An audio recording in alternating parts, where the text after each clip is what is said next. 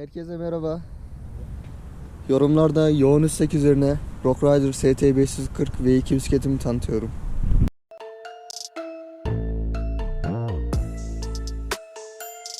Bisikletin ağırlığı komple 14 kilo. Kadronun bedeni large. Ön taraftan başlayalım. Maşa SR Center 100 milimetrelik hidrolik yağlı. Disk Tekturo 160 milimetre.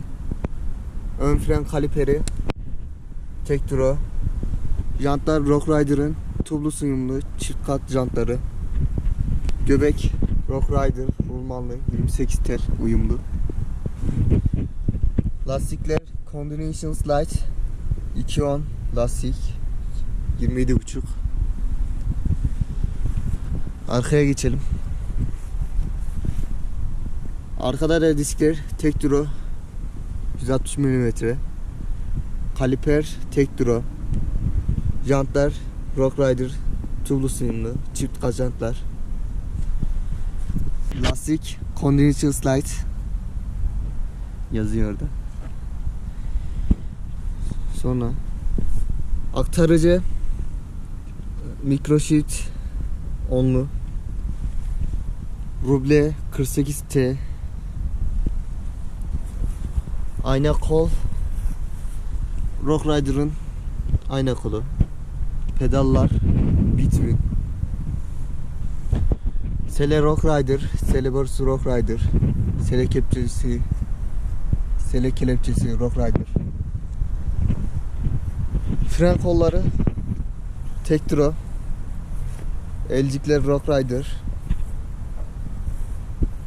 Vites kolu Microshift.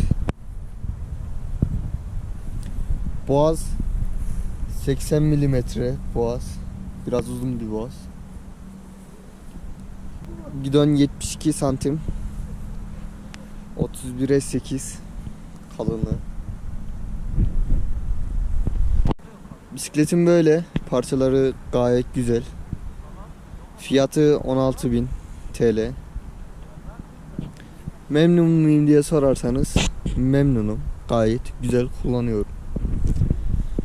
Video bu kadardı.